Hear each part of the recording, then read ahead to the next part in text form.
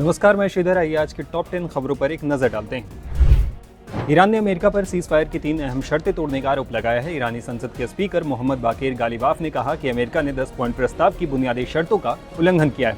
Iran ने साफ कहा है कि जिस आधार पर बातचीत होनी थी वो पहले ही टूट चुका है। ऐसे में अब बातचीत या सीज फायर तर्कसंगत नहीं रह गया है।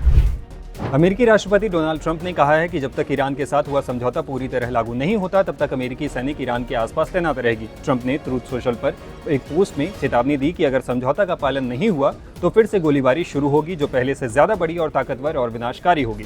हालांकि उन्होंने कहा कि इसकी संभावना बेहद कम है, लेकिन अमेरिका पूरी तरह तैयार है।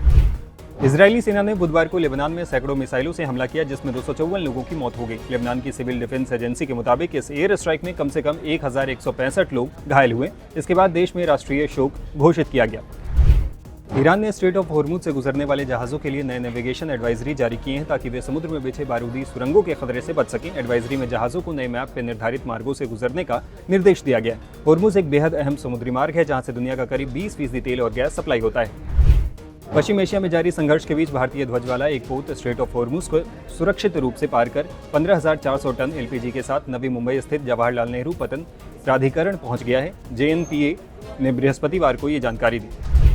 असम, केरल और पुडुचेरी में विधानसभा चुनाव के लिए मतदान समाप्त हो गया है। असम में 126, केरल में 140 और पुडुचेरी में 30 सीटों पर लोगों ने अपने मताधिकार का इस्तेमाल किया। इन सभी सीटों पर गुरुवार को एक ही चरण में मतदान हुआ। काउंटिंग 4 मई को की जाएगी।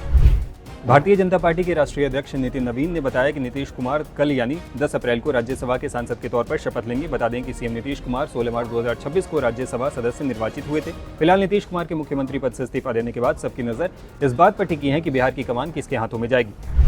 शेयर बाजार में निवेश करने वालों के लिए गुरुवार का दिन निराशाजनक रहा। सेंसेक्स दिन के निचले स्तर पर पहुंचते हुए करीब 1000 अंक तक लुढ़क कर 76,558 के स्तर पर आ गया। वहीं निफ्टी 255 अंकों का गोता लगाकर दोपहर 3 बजे तक 23,740 के स्तर से नीचे खिसक गया।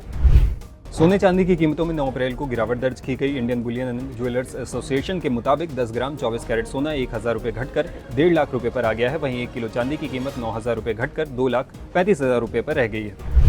पश्चिम बंगाल विधानसभा चुनाव के लिए प्रचार करने प्रधानमंत्री नरेंद्र मोदी बीरभूम पहुंचे। यहां उन्होंने कहा, रविन्द्रनाथ टैगोर एक ऐसा समाज देखना चाहते थे जहां पर हर कोई भय से मुक्त हो, लेकिन टीएमसी के महाजंगल राज ने इसका एकदम उल्टा किया। तो ये रही आज की 10 बड़ी खबरें। धन्यवाद।